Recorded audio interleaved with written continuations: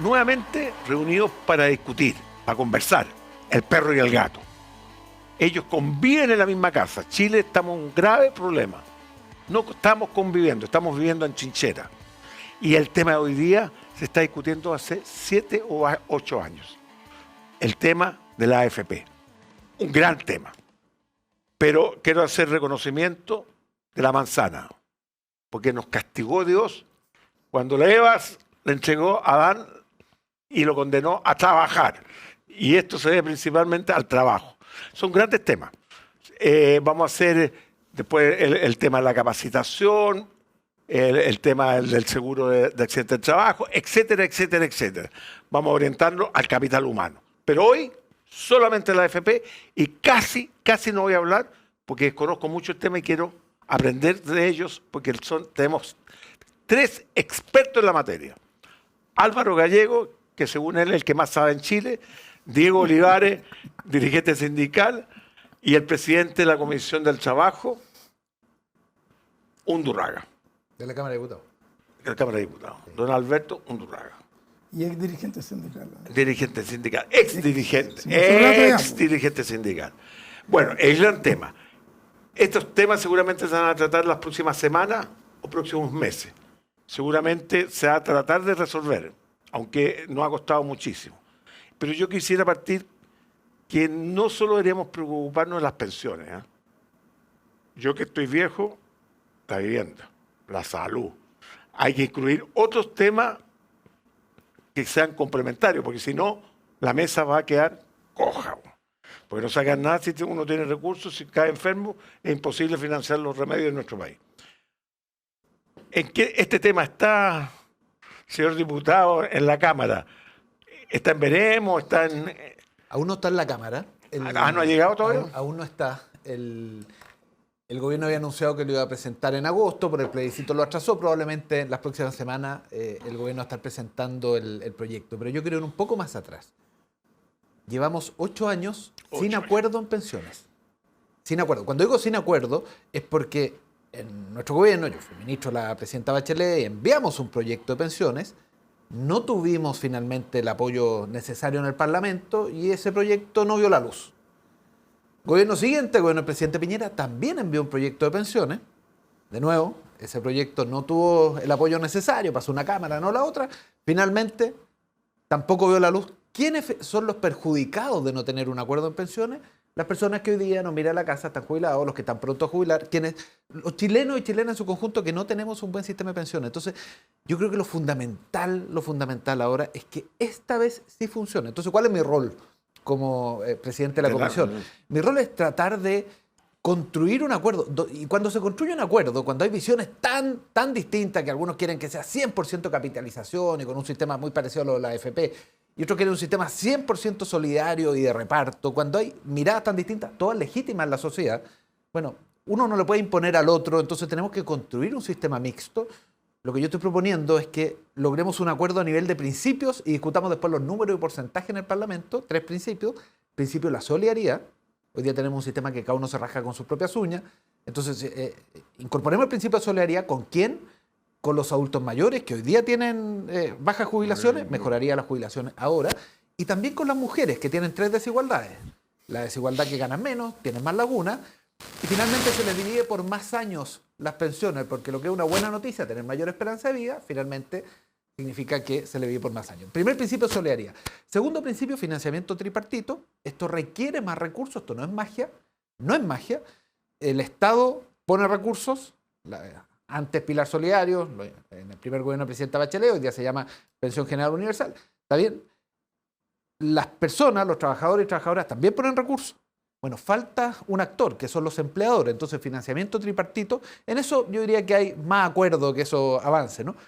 Y el tercer principio, que en la parte individual, el componente individual de las pensiones, sea de propiedad de los trabajadores y trabajadoras para fines de seguridad social, pero de propiedad de los trabajadores y trabajadoras, que sea heredable y que haya libre elección.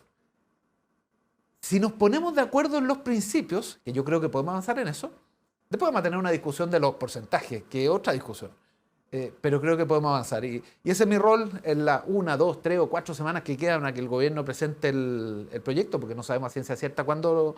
Yo he estado trabajando en conversaciones con muchos técnicos de un lado, técnicos de otro lado, parlamentarios de un lado, de otro, con el gobierno, para ver si podemos ayudar a construir un acuerdo. El acuerdo todos vamos a tener que ceder en algo, por supuesto, pero necesitamos un acuerdo que mejore las pensiones ahora. Salir de la trinchera.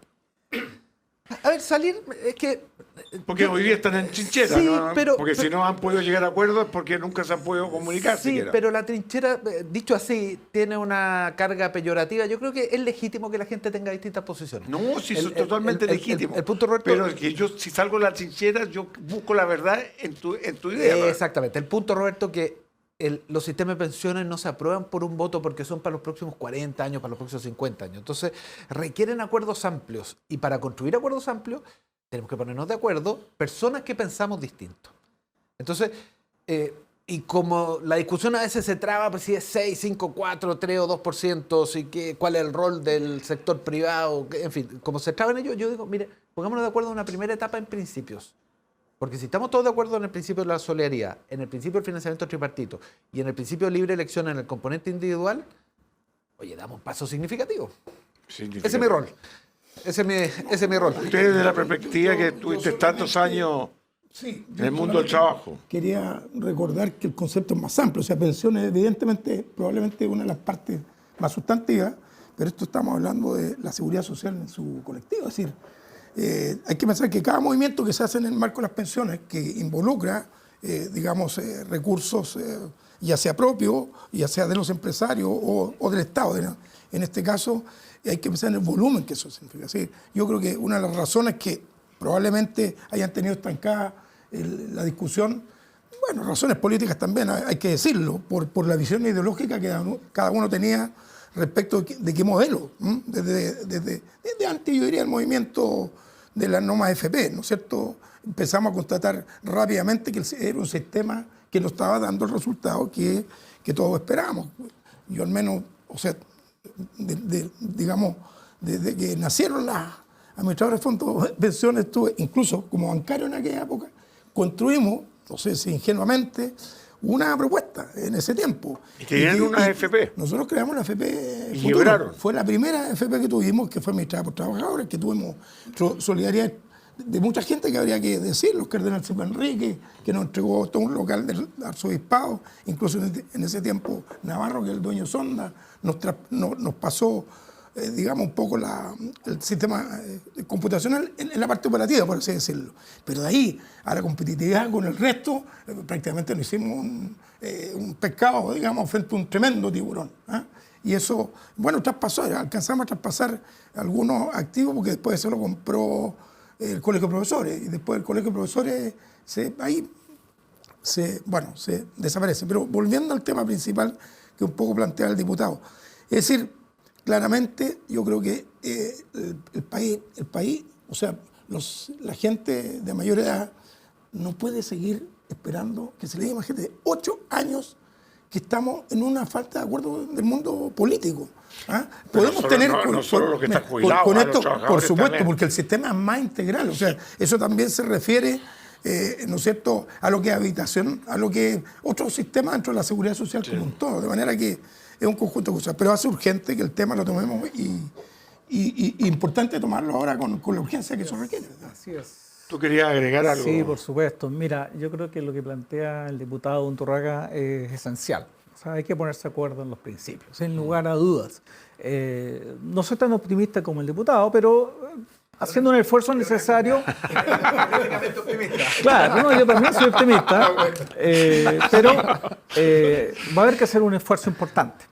Ahora, más allá de los principios, en los cuales yo creo que no hay problema en concordar, yo creo que esos principios hay que ponerle carne. Y yo creo que eso ha faltado durante... No son 8 años, los corrijo, estimados colegas aquí panelistas.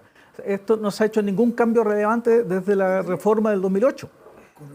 O sea, somos 2008. Entonces partió el 2006, esa comisión Marcel, y el 2008, el 2009 empezó a aplicarse. Entonces, 15 años.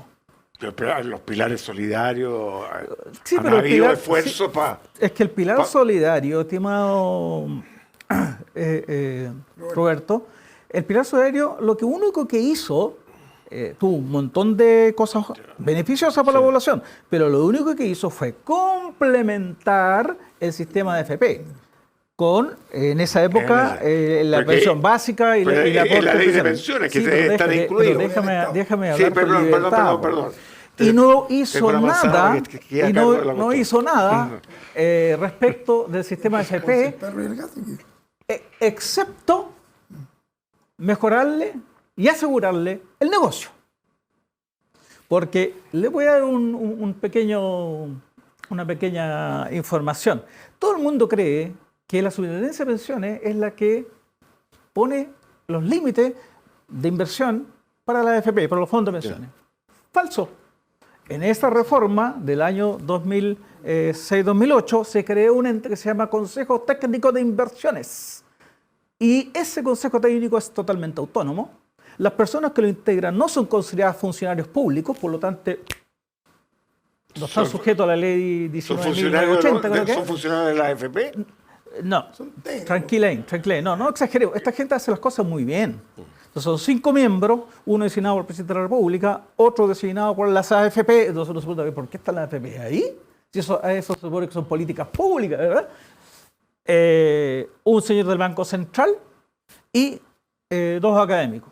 Bueno, ellos son los que deciden las reglas de las inversiones, no la Superintendencia de Pensiones. La Superintendencia de Pensiones recibe las recomendaciones de cambio al régimen de inversiones, que es la norma, que proviene entonces estas recomendaciones de ese consejo, y la Superintendencia lo único que tiene que hacer es trasladar eso a un documento administrativo, sancionarlo formalmente con la firma más del subsecretario de Hacienda, y listo. Pero la Superintendencia no tiene ninguna posibilidad de decir, ¿saben qué más? Ustedes no van a invertir las platas de los trabajadores en esas empresas que se coluden y que por lo tanto extraen un excedente del trabajador totalmente legítimo.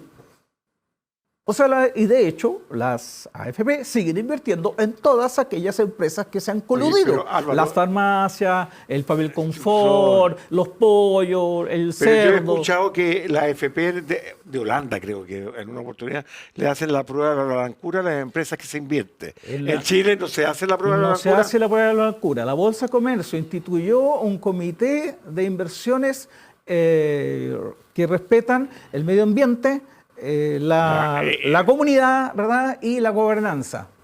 Y hay muchas empresas que han emitido bonos a través de ese comité y se llaman bonos verdes, ¿ok?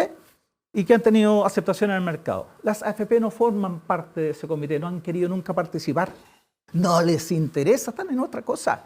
Entonces, para meterle carne a los principios hay que decir, oye, ya, pues pongámonos serio. Segundo, pongámonos serio con dónde vamos a invertir. Sí. Segundo, oye, ¿nos hacemos cargo del nivel de las pensiones? Porque yo te voy a dar un dato. Originalmente se propuso un 70% de tasa de reemplazo. ¿Te acuerdas? En el origen del sistema. Bueno, hoy día, la tasa de reemplazo, hoy, en los últimos 5 años, es 15%. ¿Cómo?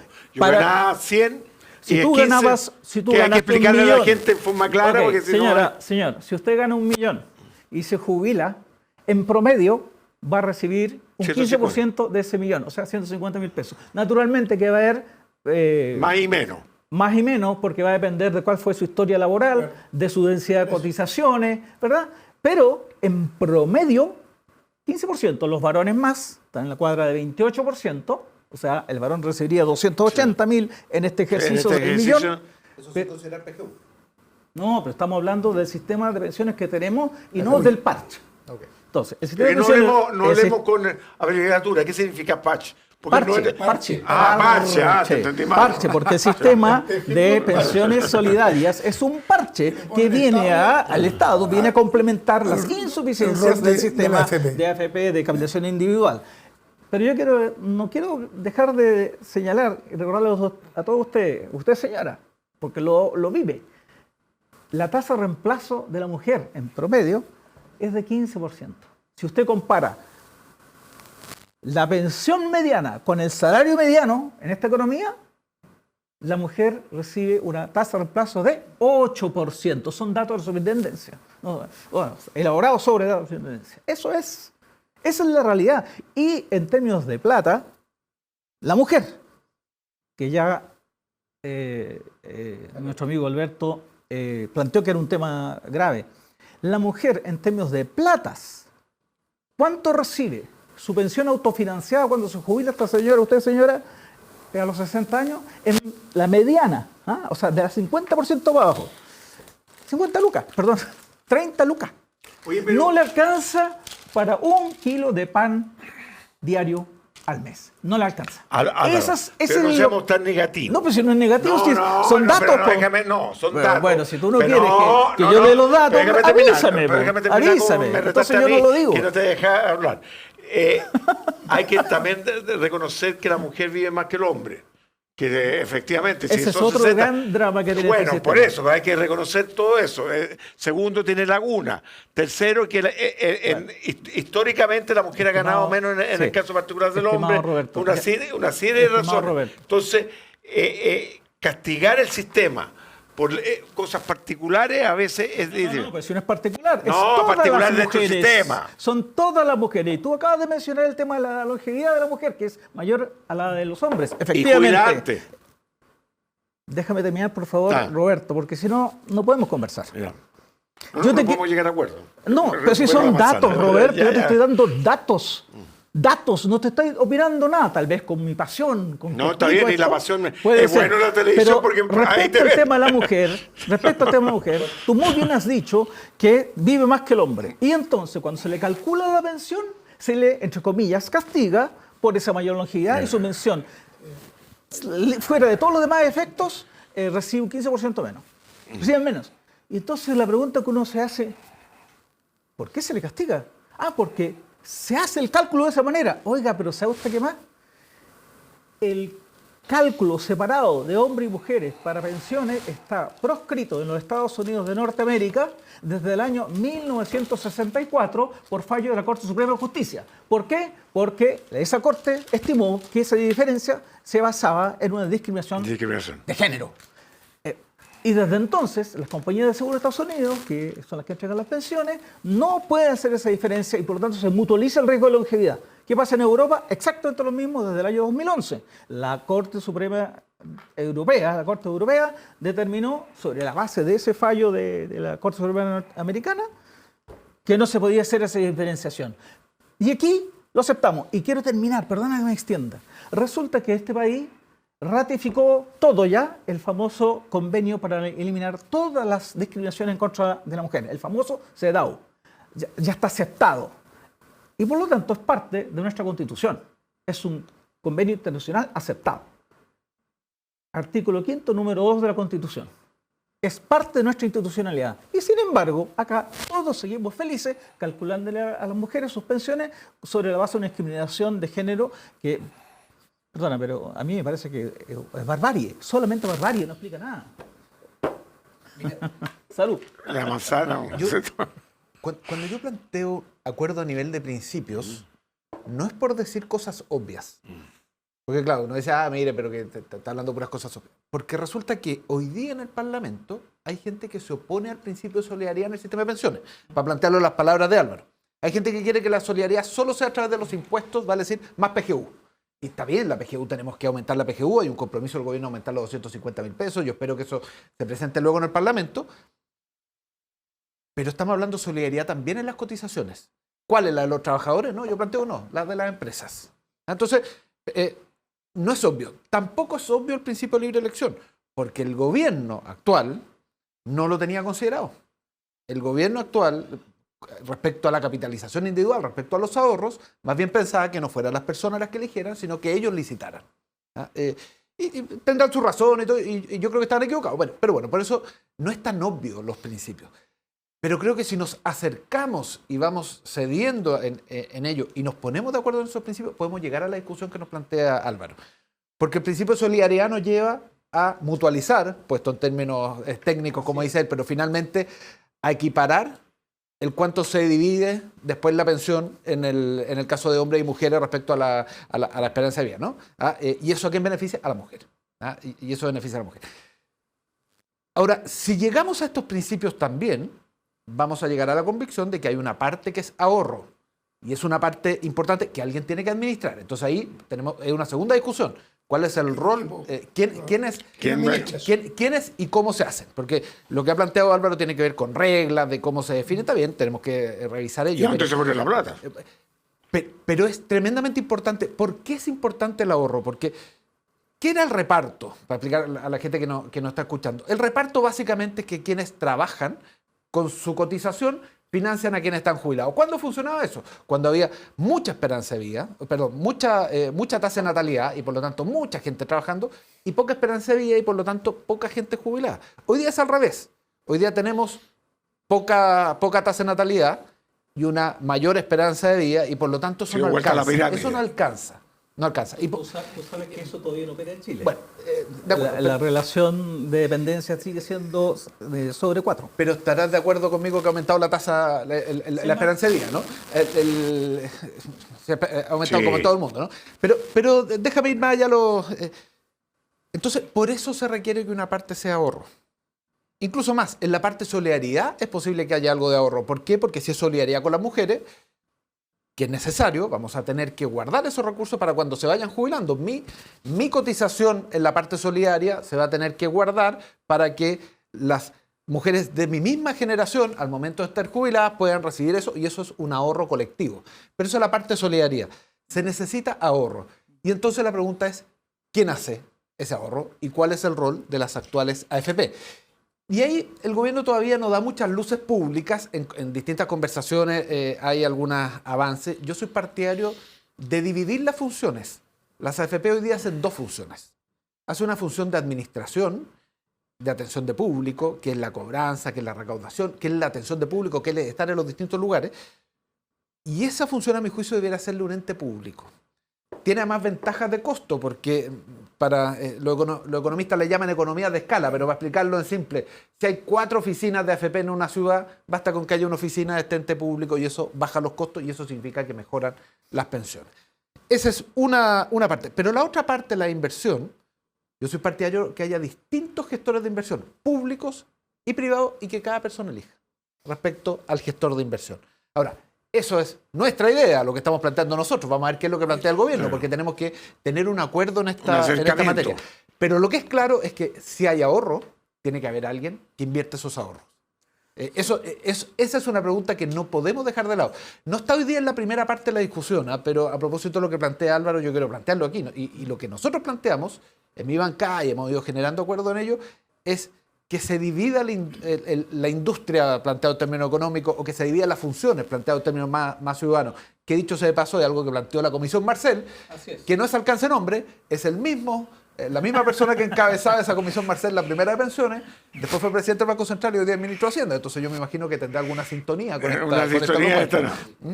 Eso vamos llevando la manzana. Para ponerle número, contexto hay que ponerle número. En contexto a la gente. Hay que decir que el sistema general de seguridad social en el mundo ha venido en un proceso de crisis profunda y lo tienen entre medio.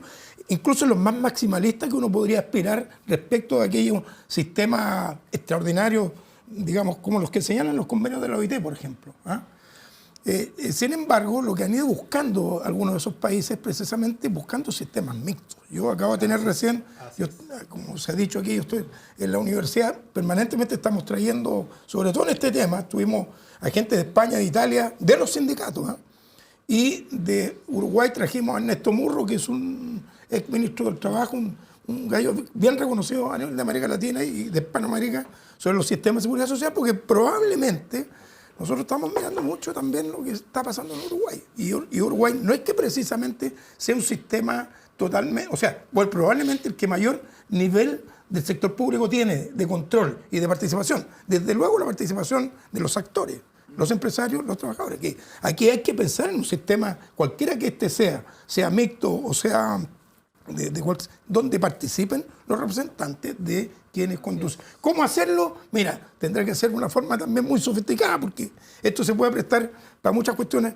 complejas. De modo que yo veo que hay 2 cosas que Alberto señaló recién al diputado respecto de el impacto que puede causar cualquier medida. El tema de la longevidad, por cierto, y la falta de natalidad. Eso es un hecho, y eso es lo que pasó precisamente en Europa. ¿no? De modo que, y termino con esto.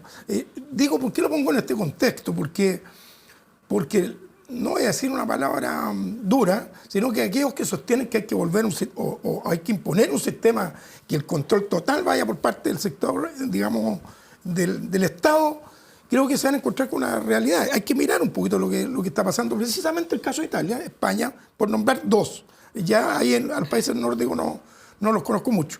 Y el de Uruguay probablemente, como el control que tienen, pero sí una participación mayor del sector, en un proceso, diría yo, de traslación de sistema, porque esto no es cambiar, esto de un día para otro, ¿eh? Desde cómo se administran los recursos, etc. Efectivamente, gracias por la manzana, espero no tener que devolvérsela a cada rato. No, sí. Sí, porque así llamáis la atención. Sí, Ya lo conozco, pero Mira, yo creo que estamos convergiendo en el sentido que tenemos que buscar un sistema que satisfaga muchas necesidades y tenemos que aprovechar las ventajas de los distintos sistemas que hay en el mundo. ¿Okay? Ya, entonces, cuando ustedes hablan de un sistema mixto, yo creo que nadie va a poner problema a aquello. Yo tampoco, no tengo ningún problema. Pero lo que sí hay que tener claro que hay ciertas ideas que uno tiene que no tienen cabo la tierra. Por ejemplo, el tema de la elección, que a todo el mundo le parece de lo más razonable. Pero cuando tú ves que los trabajadores afiliados no son capaces de distinguir una tasa de interés de una tasa de inflación, que esa es la realidad. Y no lo digo yo, lo dijo en su momento Paulo Longueira cuando obligó a determinados contratos, cuando él fue ministro de Economía, en el CERNAC.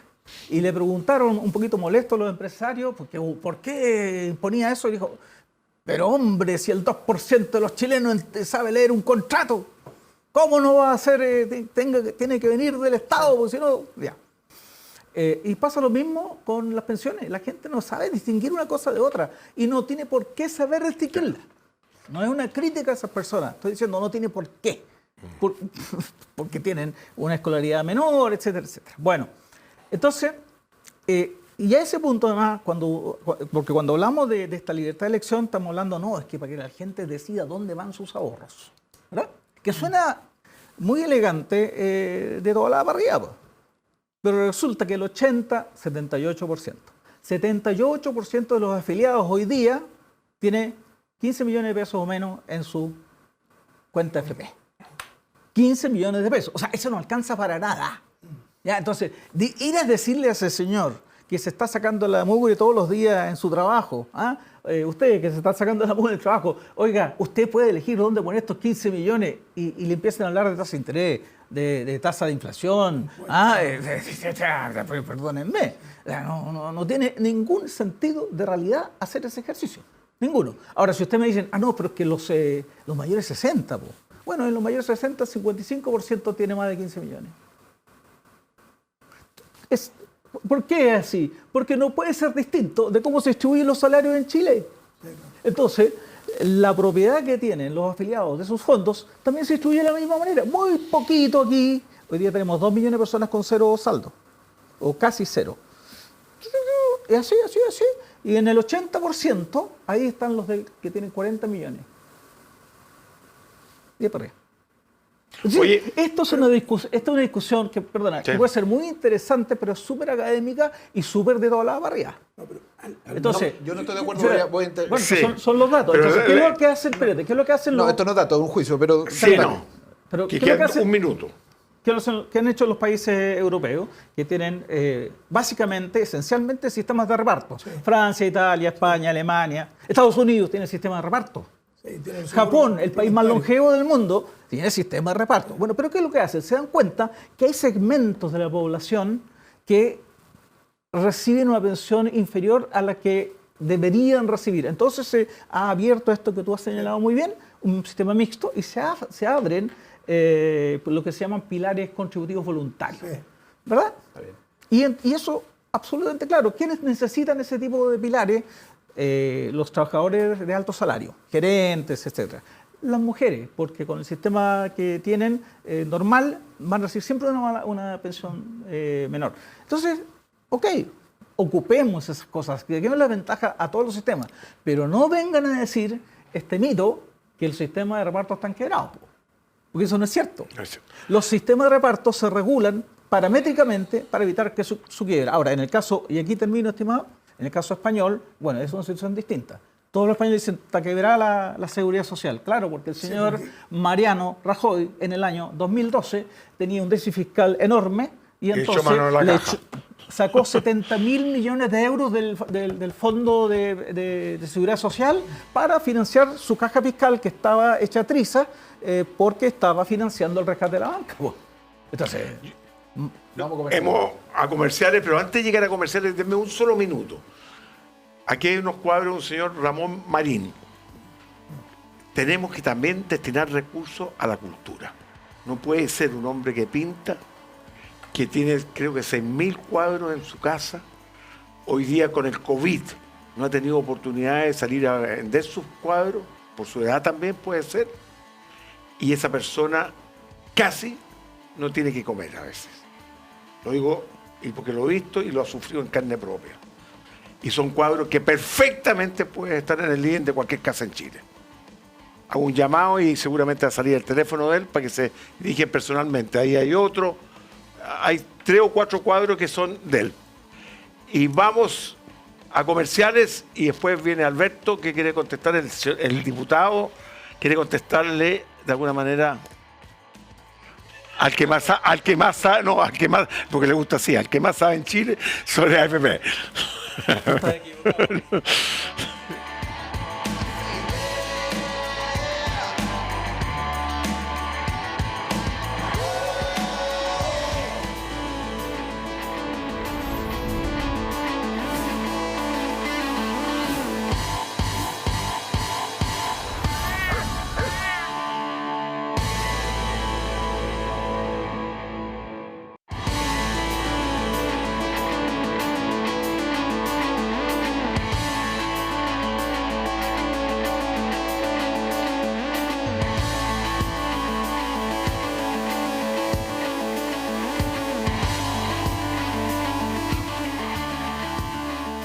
Ha sido bastante polémico el programa y eso es muy interesante porque así es la manera de llegar a acuerdos. Y quisiera que el diputado Alberto Undurraga de alguna manera reflexione con lo que ha dicho Álvaro Gallego, el que más sabe en Chile y sus alrededores. Y sus alrededores, sí. Mira, yo defiendo la libre elección en el componente individual. Y lo defiendo como uno de los 3 principios, ¿no? Además de solidaridad y además del financiamiento tripartito. Y lo defiendo primero por una convicción, porque yo creo que si los recursos definimos que son de los trabajadores y trabajadoras, como lo son actualmente, ¿no? Y que yo espero que sigan siendo en el futuro, lo que tiene que ver con el componente individual. Y si son de los trabajadores y trabajadoras, bueno, que sean los trabajadores y trabajadoras quienes definan con quién se invierte. Pero Álvaro tiene un punto que tiene toda la razón. Y dice, sí, pero es una decisión difícil, porque es tan compleja la decisión de dónde invertir, qué tasa qué rentabilidades, qué la composición de los portafolios, en fin, es tan compleja que es una decisión difícil y yo creo que él tiene un punto. Entonces dice, Alberto, entonces, ¿por qué defiendes esto? Porque fue la discusión que tuve con el gobierno, que el gobierno tenía la intención inicial de no tener libre elección. Entiendo que se han abierto a la libre elección a requerimiento nuestro y de otros que se lo han planteado, ¿no? Porque él tiene un punto y yo creo que ese punto hay que resolverlo con mejor regulación, con mejor información, pero ¿por qué lo defiendo a pesar de ese punto?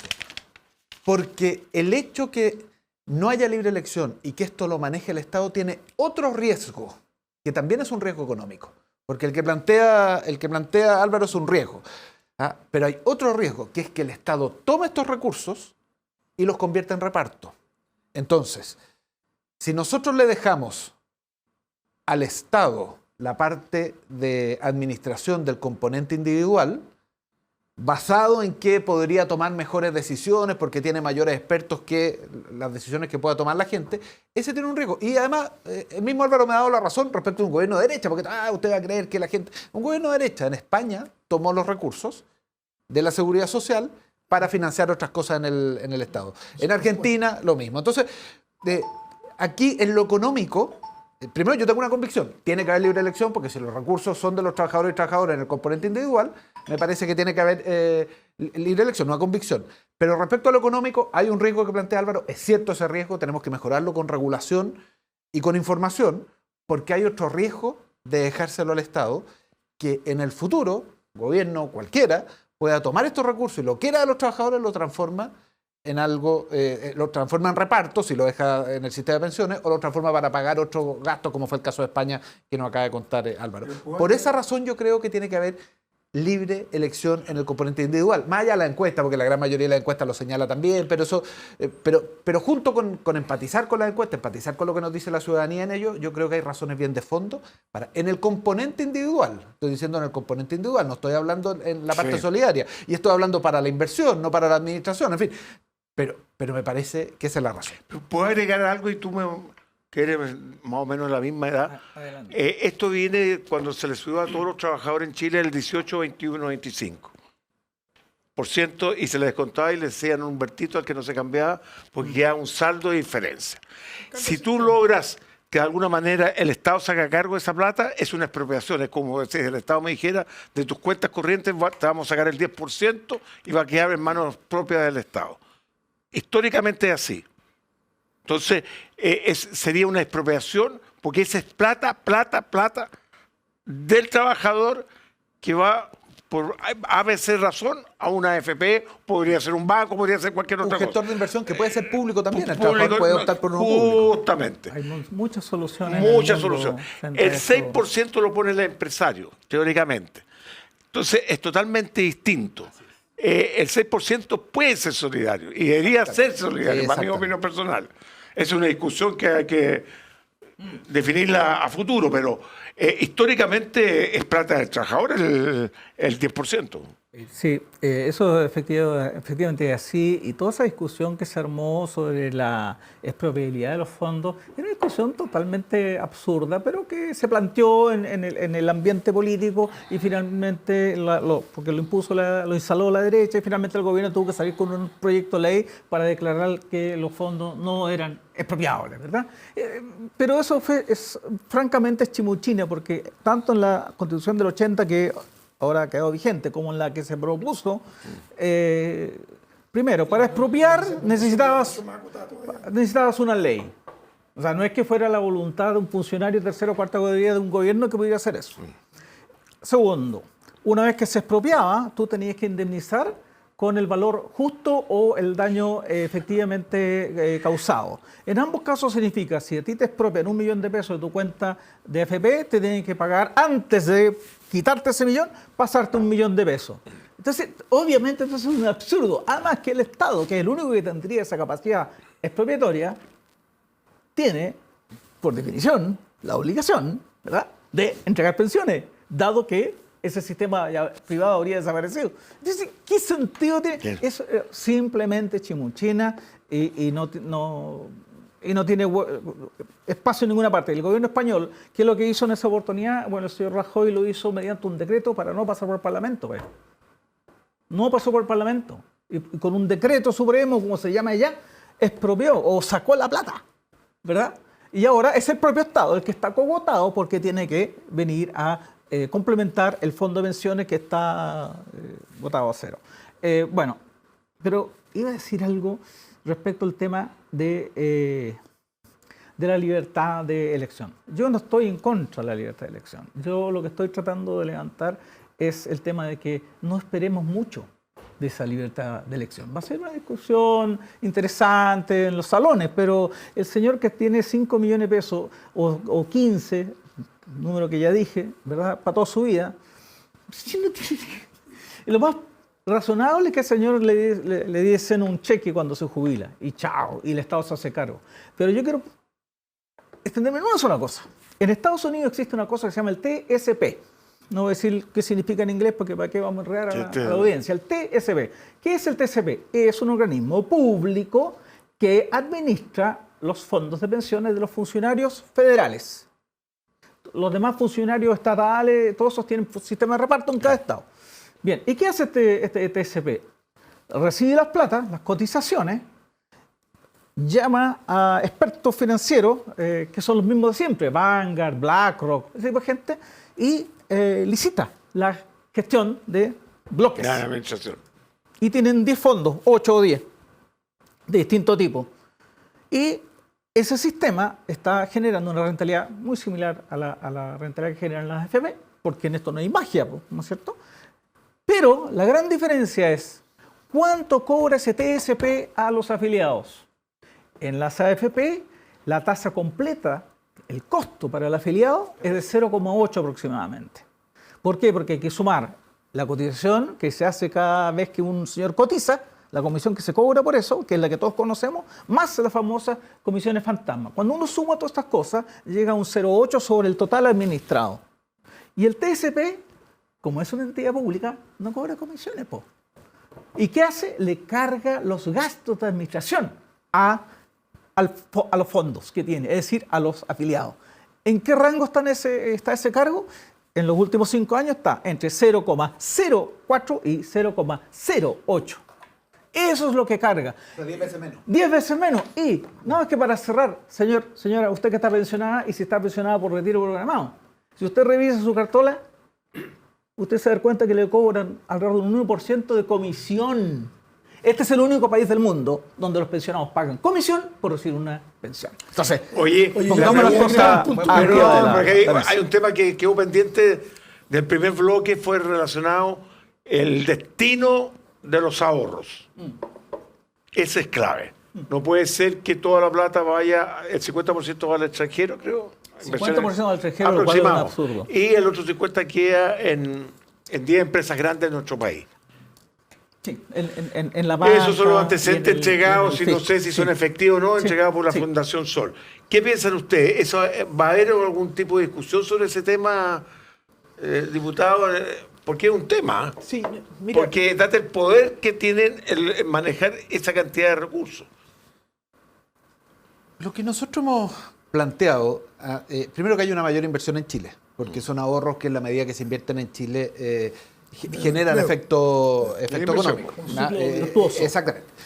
Ahora, eso está limitado por la capacidad que puede tener el país de recibir la inversión, plata, porque si se recibe un shock de inversión muy fuerte, baja mucho la rentabilidad. Entonces, y ahí lo graduarán los técnicos. Pero más allá de eso, a mí me importa que quienes definen hoy día se llaman AFP, en el futuro, si dividimos, porque buena parte del costo de la AFP está en la administración, a propósito, no en el tema de la inversión, entonces va a ser más barato. Entonces, si dividimos quién invierte, no puede tener un poder con plata que no es de ellos. Hoy día las AFP nombran a los directores y directoras de las empresas. Así es. ¿Con plata de ellos? No, con plata de los trabajadores. Y eso no es justo, porque si un gran empresario tiene muchos recursos, invierte y hace 3 empresas y nombra a sus directores, uno puede decir, mire, la plata es de él. Está en su derecho, te puede gustar o no gustar el empresario, pero está en su derecho porque la plata es de él. Pero aquí es con la plata de los trabajadores y trabajadoras. Lo que nosotros hemos propuesto, que los directores de las empresas, directores y directoras de las empresas donde se invierten los fondos de los trabajadores, sean finalmente los trabajadores a través de un sistema participativo que lo elijan, con los filtros del sistema de ADP para que los directores y directoras cumplan los requisitos necesarios para que sean buenos directores. Y esto se puede hacer online, perfectamente. Hoy día, supongamos una FPX. Mire, estamos eligiendo los directores de una empresa bancaria donde están invertidos los recursos. Tiene 2 días o 3 días para que emita su votación. Ajá. Perfectamente se puede hacer. ¿Entre quiénes candidatos? ¿Cualquier candidato? No, candidatos que han sido preseleccionados a través de un sistema de alta dirección pública, un sistema similar que certifica que tienen las capacidades para ser buenos directores. Y con eso le quitas enorme poder. Mira, Enorme poder. Mira, Alberto, tú tienes ahí una fórmula, ¿sí? Que se aplica, pero sí, que se aplique bien. ¿Cómo se eligen los directores en las mutuales? Le eligen los trabajadores también. Pero las empresas tienen un porcentaje distinto para votar, para elegir a ese director. Lo mismo con las cajas de compensación. Participan en el número total de que ellos representan por cada empresa. Eso se puede mejorar. Y una cosa que quiero decir, que se me escapa un poco de esto, pero te lo voy a decir anteriormente que tuviera la palabra. Mira, el tema de la capacitación es una cuestión impresionante. La gente como que recién vino a conocer el sistema. O sea, más allá de toda la propaganda del sistema que te implantaba la AFP con que no te quedes tiburcio, de cuando se implantó el sistema, pero de ahí hacia adelante prácticamente no hubo formación o capacitación.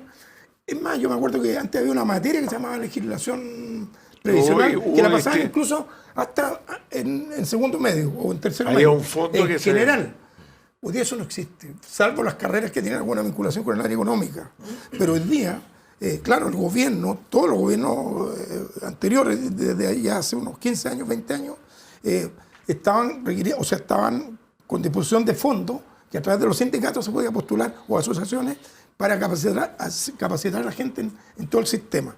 Pero insuficiente, porque la gente en esto que hablábamos al principio de los números, de la forma, ni siquiera con su propia realidad. Entonces, ese es un punto, cualquiera sea el sistema que se finalmente opere, ¿no es cierto? Tendrá que ser, a mi juicio, clave el que la gente sepa entender él por sí mismo. Oye, hemos discutido todo el tema de las pensiones. A mí me preocupa también el asunto de la salud y la vivienda dentro del ámbito del trabajo. ¿Se tiene algún proyecto, algún programa relacionado con esos dos temas? Con respecto a la vivienda, yo me acuerdo perfectamente que fue la época de Alessandri, que fue el 5%. Si tú vas a CNN, que era Yarur, sí, todas las casas alrededor, todas las que suman, Yarur. En el banco ocurre lo mismo. Sí. El caso no sin ánimo de cachiporrear, no Fantuzzi tenía, no Fantuzzi, la plata de los trabajadores como 5% total de la utilidad. ¿Se tiene pensado algo relacionado con ese campo? ¿Puedo decir algo antes que Alberto se explaye, que tiene la visión desde el Poder Legislativo? Mira, tú has dado en un punto muy interesante, porque cuando nosotros hablamos de seguridad social o de pensiones, normalmente lo vemos como aislado del resto. Claro, ¿no es cierto? eso es lo que decía al principio. Y no puede mirarse de así, forma aislada. ¿Por qué? Porque los trabajadores ahorran, ¿verdad? ¿Y qué ahorran? Una porción de su sueldo. Bueno, primera cosa, esos trabajadores tienen que ser capacitados para que su sueldo y su productividad y su sueldo suban. Y de esa manera sus contribuciones van a ser superiores. ¿Te das cuenta? O sea, tú no puedes decir pensiones acá y capacitación por cualquier otro. No, van juntitos. Educación en general, porque los jóvenes que vayan cumpliendo más años de formación, ¿no es cierto? No solo secundaria, terciaria, van mejorando su capacidad de generar ingresos y van, por lo tanto, aumentando la contribución desde sus sueldos al fondo de pensiones. Tercero, salud, pues. Porque resulta que si, como bien anticipó Alberto, bueno, la pirámide, ¿no es cierto?, demográfica se está estrechando, bueno, y vamos a tener gente más sana, bueno, con mayor vida, mayor extensión de su vida, bueno, a esa gente se le tiene que cuidar. ¿Para qué? Para que siga, para que siga trabajando y siga financiando a los viejos que ya no pueden trabajar. Es una de las fórmulas que la manera de ver un sistema de pensiones es integral. Seguridad social, educación, salud, las tres cosas van imbricadas, no las puedes separar. Si las haces separadamente, vas a tener problemas. Yo creo, ¿verdad?, el tema de vivienda, porque en salud está la cosa más estructural, pero también tenemos una urgencia enorme que son las listas de espera. Por lo tanto, en salud yo creo que hay una urgencia que es resolver las listas de espera, eso es recursos y gestión. Gestión. Por eso dijiste, claro, gestión. No puede ser lo que decía, ¿te puedo interrumpir? Sí. Que el presidente Lagos nunca se me va a olvidar que decía que en un hospital, generalmente toda la estructura del hospital se usaba el 50%, que se trabajaba de cierta hora, en las clínicas particulares las 24 horas al día. Exactamente, los pabellones son, me acuerdo perfectamente, los pabellones son para que funcionen, por eso, recursos y gestión. El expresidente. Pero en el caso de vivienda es un poco más complejo y es también muy grave, ¿no? Son del orden de 600.000 las familias que hoy día están sin vivienda. Cifra estimada, porque la cifra no es exacta, 600.000. Nosotros vemos hoy día el orden de un poquito menos de 100.000 en campamentos, pero esto se multiplica por 6 por los distintos comités de allegado y esto está entre 600 y 700.000 la cifra. El problema es que la historia de Chile los últimos años es que se producen del orden de 30.000 viviendas sociales al año. Por lo tanto, esto nos lleva a una solución en 20 años. Eso no es aceptable. Eso socialmente no es aceptable. Desde el punto de vista de la dignidad, no es aceptable. Entonces, la pregunta es cómo lo resolvemos y nos enfrentamos con 3 grandes problemas. Uno, financiamiento, pero los problemas de financiamiento uno los puede resolver con deuda, con algo.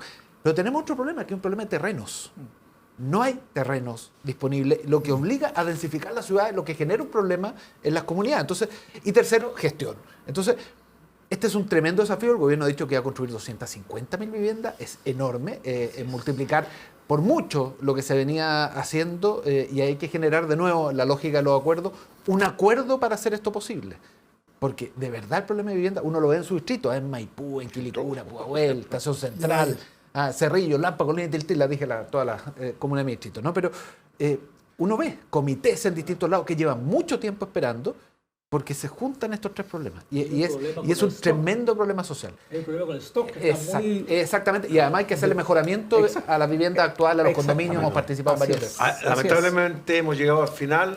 Esto nos condenó a Adán por comerse la manzana, que nos hizo trabajar. Hubiera sido mucho mejor haber vivido en el paraíso. Pero quiero corregir, las 250.000 casas que se van a construir son en 4 años, son 60.000 más o menos No, por eso. anuales. Sí, Y o sea que la brecha va a ir creciendo. Pero subir. Claro, va a tener que subir. Así es. Lo espero este domingo, prenda su... Y nos va a ver en el canal 14.2. En el canales abiertos. 11 de la mañana. Gracias, Diego. Secretario. Tengo un goma al lado que me sirve mucho. Qué feo hacerlo por las pantallas, ¿no? Hasta el domingo a las 11 de la mañana.